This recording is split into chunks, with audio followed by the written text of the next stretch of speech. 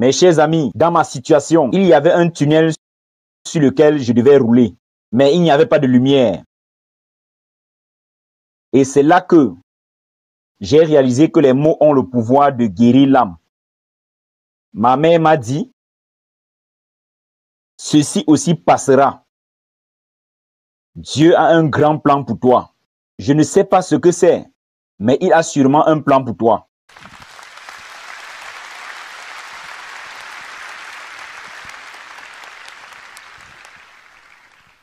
Et dans toute cette détresse et ce chagrin, en quelque sorte, ces mots étaient si magiques qu'ils m'ont permis de continuer. J'essayais de mettre ce sourire sur mon visage, qui tout le temps se cachait. C'était si dur de cacher la douleur qui était là. Mais tout ce que je savais, c'était que si j'abandonne, ma mère et mes frères abandonneront aussi. Je ne peux pas les voir pleurer avec moi. Donc, ce qui m'a fait avancer, c'est qu'un jour, j'ai demandé à mes frères, je sais que j'ai une main déformée, mais j'en ai marre de regarder ces murs blancs à l'hôpital et portant ces gommages blancs. Je suis fatigué de cela. Je veux ajouter plus de couleurs à ma vie. Je veux faire quelque chose. Apportez-moi des couleurs. Apportez-moi une petite toile. Je veux peindre. Donc le premier tableau que j'ai fait était sur mon lit mort, où j'ai peint pour la première fois. Ce n'était pas seulement une œuvre d'art ou juste ma passion. C'était ma thérapie. Quelle thérapie incroyable c'était. Sans boire un seul mot, je pourrais peindre mon cœur. Je pourrais partager mon histoire. Les gens avaient l'habitude de venir me dire, quelle belle peinture, tellement de couleurs. Personne ne pouvait voir le chagrin dedans. J'étais la seule à voir ce chagrin. Donc c'est comme ça que j'ai passé 2 mois et demi à l'hôpital, en train de pleurer. Je ne me suis jamais plaint ou pleurniché, mais j'étais concentré à peindre. Et puis j'ai été libéré. Je suis rentré chez moi. Et je suis rentré chez moi et j'ai réalisé que j'avais développé beaucoup d'escarres sur mon dos et sur mon os de la hanche. J'étais incapable de m'asseoir. Il y avait beaucoup d'infections dans mon corps, beaucoup d'allergies. Alors les médecins voulaient que je m'allonge sur un lit droit. Pas pour 6 mois, pas pour 1 an, pour 2 ans. J'étais alité, confiné dans cette seule pièce, à regarder à l'extérieur de la fenêtre, écouter le chant des oiseaux et penser peut-être qu'il y aura un moment où nous sortirons en famille et profiter de la nature. C'était le moment où j'ai réalisé à quel point les gens ont de la chance. Mais ils ne le réalisent pas.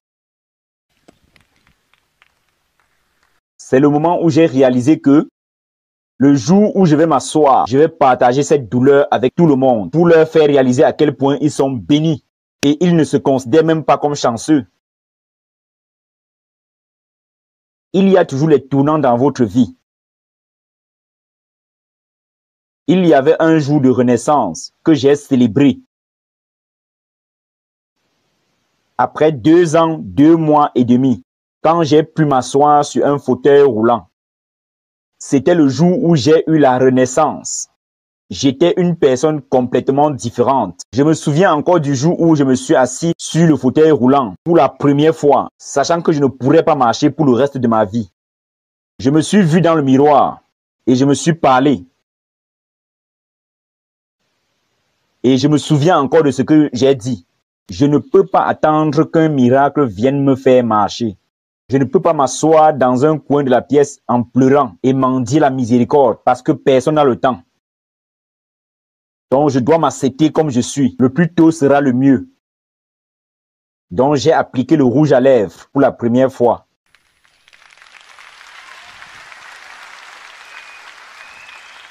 Oh mon Dieu! Et je l'ai essuyé.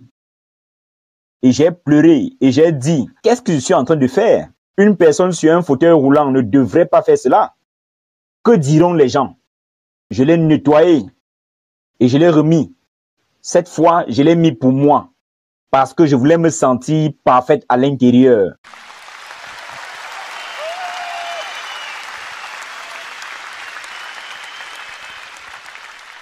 Et ce jour-là, j'ai décidé que je vais vivre ma vie pour moi. Je ne vais pas être la personne parfaite pour quelqu'un. Je vais juste prendre ce moment et je le rendrai parfait pour moi. Et vous savez comment tout a commencé? Ce jour-là, j'ai décidé que je vais combattre mes peurs. Nous avons tous des peurs. Les peurs inconnues, les peurs connues. La peur de perdre des gens, la peur de perdre la santé, la peur de perdre de l'argent. Nous voulons exceller dans notre carrière, nous voulons devenir célèbres, nous voulons obtenir de l'argent. Nous avons peur tout le temps. Donc j'ai noté une à une toutes ces peurs. Et j'ai décidé que je vais surmonter ces peurs. Connaissez-vous quelle était ma plus grande peur? Le divorce. Je ne pouvais pas supporter ce mot. J'essayais de m'accrocher à cette personne qui ne voulait plus de moi. Mais j'ai dit non. Je dois le faire fonctionner. Mais le jour que j'ai décidé que ce n'est rien d'autre que ma peur, je me suis libéré en le libérant. Et je suis devenu si forte émotionnellement que le jour où j'ai eu la nouvelle qu'il se marie, je lui ai envoyé un texto disant « Je suis si heureuse pour toi et je vous souhaite tout le meilleur. » Et il sait aujourd'hui que je prie pour lui.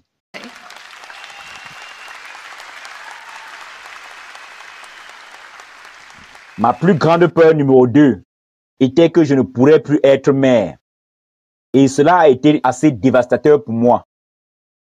Mais ensuite, j'ai réalisé qu'il y a beaucoup d'enfants dans le monde dont tout ce qu'ils veulent, c'est l'acceptation. Donc, ça ne sert à rien de pleurer. Va juste en adopter un. Et c'est ce que j'ai fait.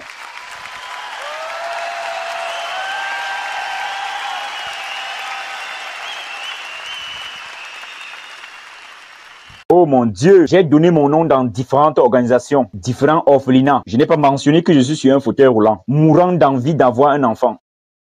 Donc je leur ai dit que je suis Moniba Mazarari et que je veux adopter un garçon ou une fille. Peu importe, mais je veux adopter un enfant.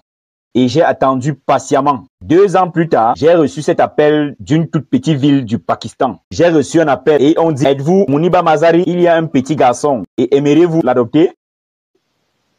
Et quand j'ai dit oui, je pouvais littéralement ressentir la douleur du travail. J'ai dit oui, oui, je vais l'adopter. Je viens le ramener à la maison.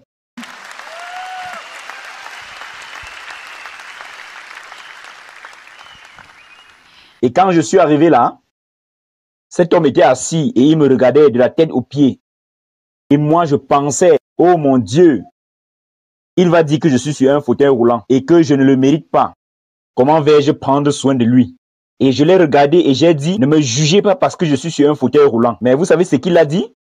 Il a dit, je sais que tu serais la meilleure mère pour cet enfant. Vous avez tous les deux de la chance de vous avoir.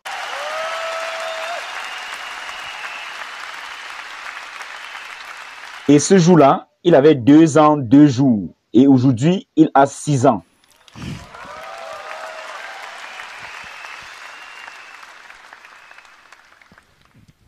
Vous serez surpris de savoir une autre plus grande peur que j'avais en moi. C'était faire face aux gens.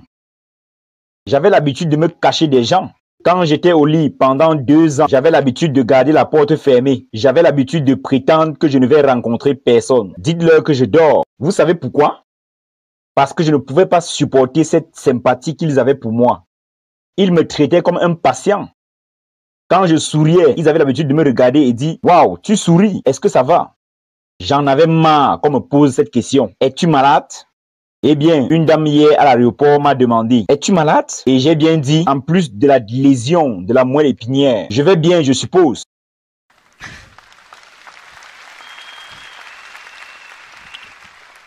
Mais ce sont vraiment de bonnes questions. Cette question n'était pas bonne quand j'étais couché sur le lit.